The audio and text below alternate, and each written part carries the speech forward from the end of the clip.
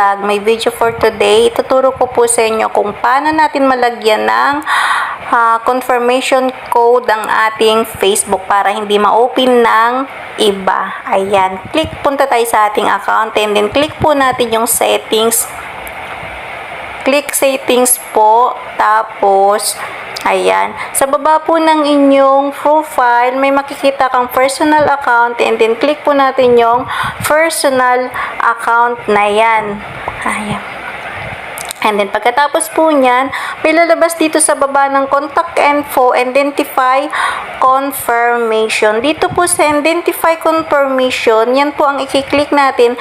Diyan po natin i-on ang ating code.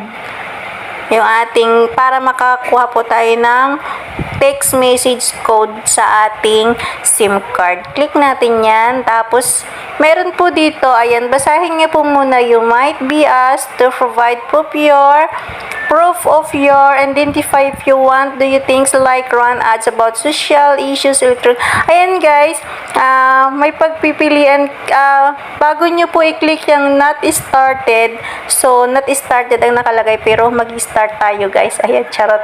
Ayan, make sure nyo po na naka-Philippines yung ating country. Ayan. Tapos po, punta na tayo sa ating not started para masimula na po natin yung pagsiset up ng ating account sa Facebook para hindi ma-hack ng iba, kasi karamihan po ngayon is maraming nang-hack ng ating Facebook at maraming nag-open ng Facebook ng kung saang lugar. So, ayun po ang ating tabis gagawin para po hindi nila ma-open. Click natin yung not started guys. Ayan. Kapag na-click natin yung not started, may makikita kang two-factor authentication. And then, i-click lang po natin yung two-factor authentication na yan. Sa baba, may makikita rin po kayong notarized document. Diyan po sa notarized document ay magpapasa ka po ng iyong ID. Click natin po yan. Tapos guys, nasa sa inyo na po yung select a security method. Sa security method guys, pipili kayo kung anong paraan nyo po mapoprotektahan ng inyong account. So sa akin po is sa text message po.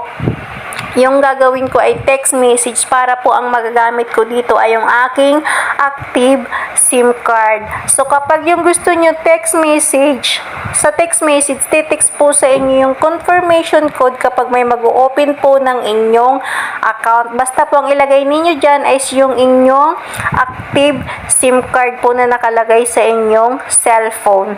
Click natin text message. Ayan. Kapag na-click natin, click natin po yung continue. Ay, wait lang guys ha. Continue guys, kasi guys, may lalabas dyan sa text message, mag-a-add ka ng number.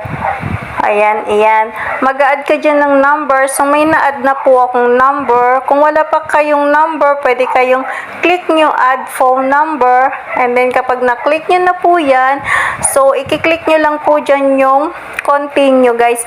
Kasi kapag kinilik nyo yung continue, guys, may lalabas na, may magme-message na po dun sa number na in-add nyo dyan na code. Click natin yung add phone number, tapos continue. So, ayun na nga, guys, may dumating na, ay meron na pong lumabas na enter the 6-digit code. Yan po ay papasok yung code na yan sa inyong SIM card, sa inyong number na nilagay po doon. So, ayan, may dumating na po. Click ko yung message. Ayan. Ayan po yung aking na. Ayan po yung code ko. Copy po natin and then ilalagay po natin siya dyan sa 6-digit code na yan. Kapag kada may mag-open po ng Facebook nyo, may lalabas na code, ganyan yung gagawin. And then, continue. Kaya hindi po nila basta-basta ma-open yung inyong Facebook account hanggat hindi po nyo nako-confirm yung naiilagay yung code na dumating sa SIM card nyo. And then, ayan nga guys, ayan, open lang po natin yung get text notification and then done. Ayan, tapos na po yung ating two-factor authentication na ginawa sa ating Facebook account, guys. Hindi na po nila ma-open yung Facebook account mo sa ibang cellphone nang hindi po nila nalalagay ang code na darating sa inyong SIM card. Ayan, may pwede rin po dito, may choosing po kayo dito kung gusto nyo mag-upload kayo ng inyong ID para mismong kayo lang po talaga ang makaka-open ng inyong account. Ayun guys, sana nag-enjoy kayo sa aking tutorial po. At sa mga hindi pa po nakakabisit sa aking channel, please visit and subscribe and hit notification bell para ma-update pa po kayo sa aking mga susunod na video. Samahan nyo na rin guys ng share, like, and comment. Maraming salamat po. God bless po sa mga patuloy nyong panonood. Bye-bye guys!